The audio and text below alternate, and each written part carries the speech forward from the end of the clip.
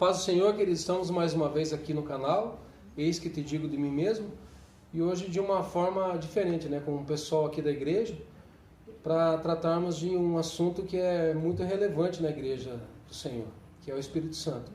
E é algo muito agradável de tratar também, né, pastor? Isso, paz do Senhor a todos. Irmãos, nós estamos, hoje na igreja, com os nossos irmãos aqui. E falar do Espírito Santo eu creio que é uma das melhores coisas que tem, né? Coisas, até é errado falar coisa, né?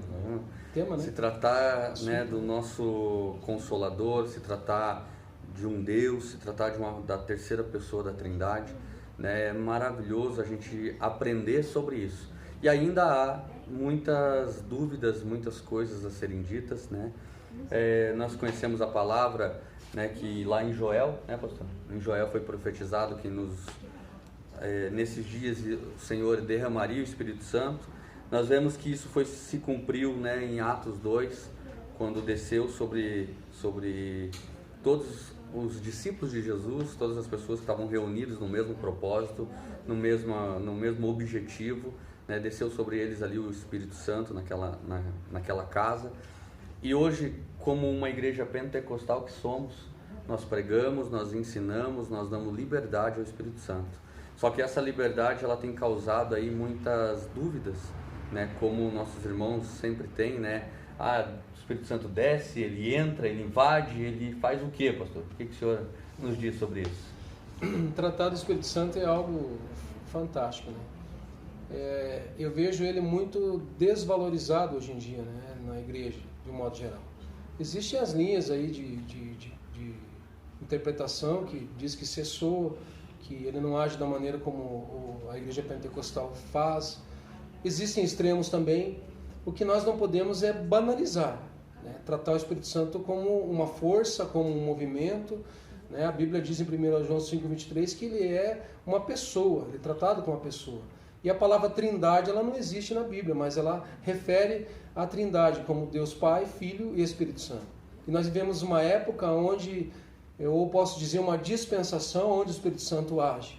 A Bíblia diz, né, Jesus fala que ele convence o homem do pecado, da justiça e do juízo.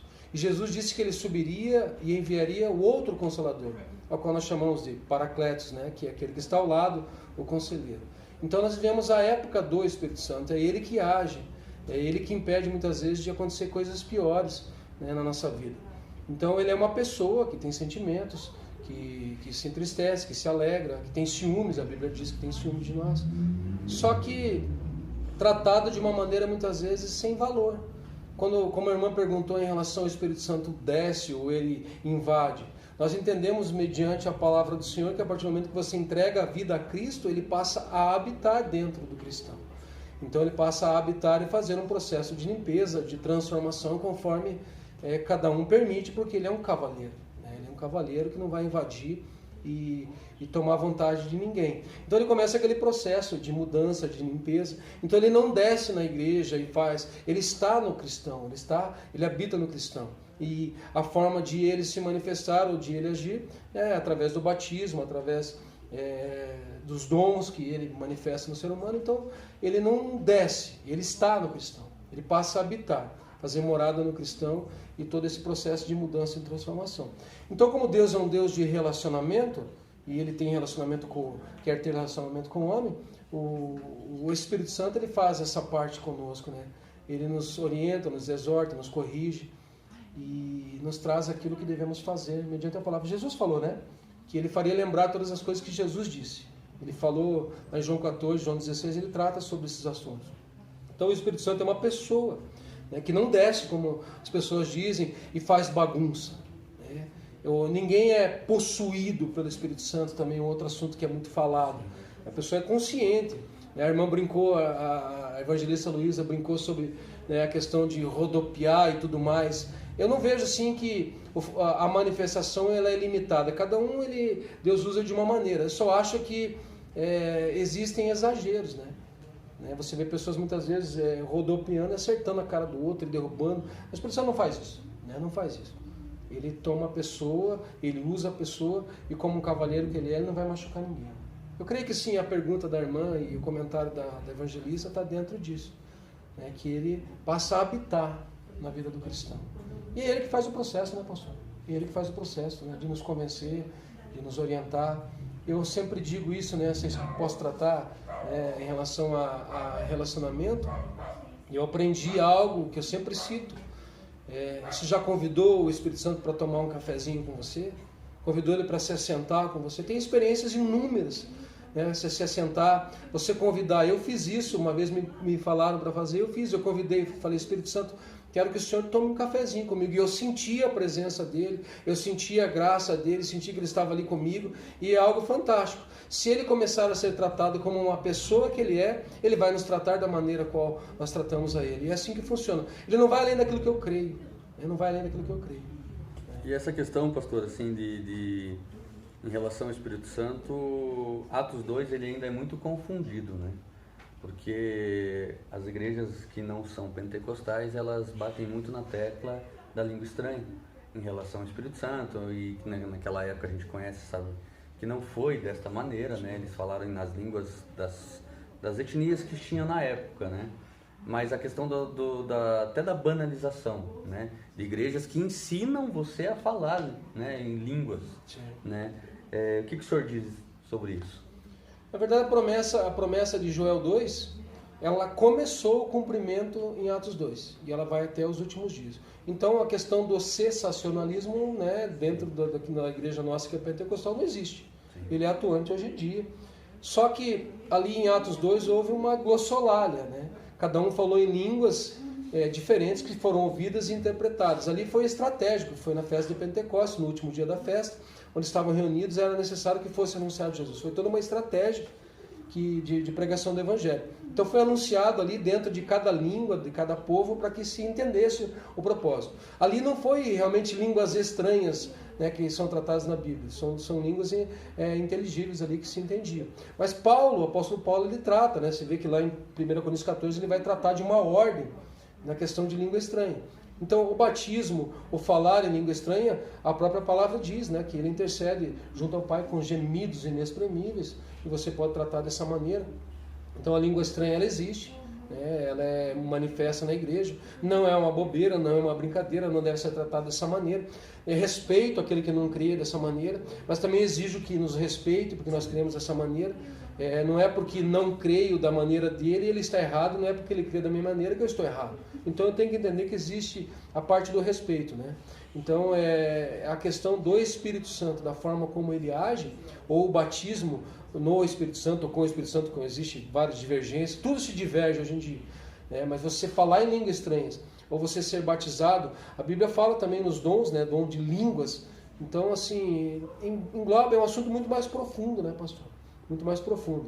Mas não pode ser banalizado e desrespeitado, né? Nós temos o direito de que nos respeitem nessa área. Até porque nós temos a obrigação de respeitar aquele que não crê da mesma maneira. Mas nós sabemos em quem temos crido, né, pastor? Amém. Amém. Isso mesmo. Irmãos, né, são vários assuntos que nós vamos tratar, são muitas coisas que nós queremos tratar. E nas igrejas onde nós passamos, onde nos convidam a ministrar a palavra, nós batemos muito na tecla em relação a dar liberdade ao Espírito Santo, porque nós sabemos que sem Ele nós não conseguimos nada hoje.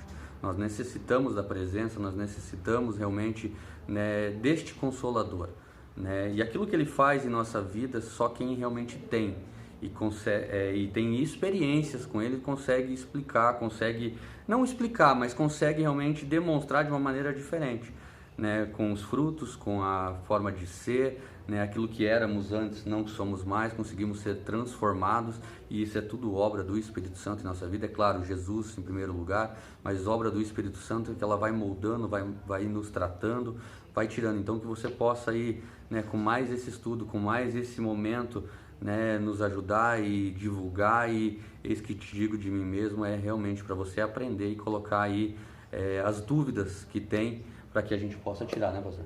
É verdade. Eu desafio você, né? Eu quero fazer um desafio a você a tratar o Espírito Santo de uma forma diferente. Eu sei que há extremos hoje em dia que acaba causando até escândalo na igreja. Eu tenho coisas que eu também, mesmo sendo pentecostal, eu discordo veementemente. O Espírito Santo não faz bagunça, não faz baderna. A própria palavra diz que Deus é um Deus de ordem e decência, e o Espírito Santo, como Deus também, da mesma maneira, ele não vai fazer bagunça. Então, de maneira nenhuma ele vai trazer bagunça, até trazer desordem no culto. Isso não é do Espírito Santo. Muitas vezes é carnalidade, muitas vezes é o inimigo fazendo bagunça, mas o Espírito Santo, eu desafio você a tratar de uma forma diferente, a tratar ele como você trata o teu cônjuge, ao teu pastor, ao teu amigo, ao teu irmão, tratar ele como uma pessoa, como realmente ele é. E você tratando ele dessa maneira, as coisas vão ser diferentes. Porque o que acontece hoje em dia, nós temos experiência aqui nos cultos que nós temos, nas terças-feiras aqui, culto do Espírito Santo, que muitas vezes é até criticado pelo nome, mas ele tem liberdade, nós vemos coisas tremendas acontecendo no nosso meio. E ele tem batizado, ele tem... O que não vemos hoje em dia, pastor, nas igrejas? Não temos visto muito batismo, como víamos antes. Crianças sendo batizadas, não acontece por quê? Porque o ser humano está limitando, as igrejas estão limitando, porque não há liberdade, né? E o propósito, né, desse canal que nós temos é que haja conhecimento, trazer luz àquilo que está oculto, que está escondido. Então, assim, o nosso desafio, o que eu desafio você que está ouvindo e está vendo esse vídeo, né, que está entristecido, que está amargurado, que está precisando de uma mudança de vida, deixa Jesus mudar a sua vida, deixa Ele transformar a sua vida e deixa o Espírito Santo fazer toda essa obra de restauração. Ele faz essa obra de restauração e transformação. Ele fez comigo, fez com o pastor, com todos que estão aqui. Sem o Espírito Santo hoje, queridos. Até aqueles que dizem que não creem no Espírito Santo, eles são movidos e são direcionados e são ensinados e são cuidados pelo Espírito Santo, mesmo dizendo que não creem da forma como ele age ou como ele se manifesta. É lógico, cada um, né, o apóstolo Paulo fala que tem a fé, se você tem a tua fé, tem em ti mesmo, né? Então a fé que você tem não é obrigado que outro tenha, né, pastor? Mas eu creio que o propósito do canal é isso, né? Que Deus abençoe a todos, né? Que o Espírito Santo possa tratar no coração e convide ele. Experimente convidar ele a fazer parte da tua vida de uma forma mais real e corriqueira. Amém?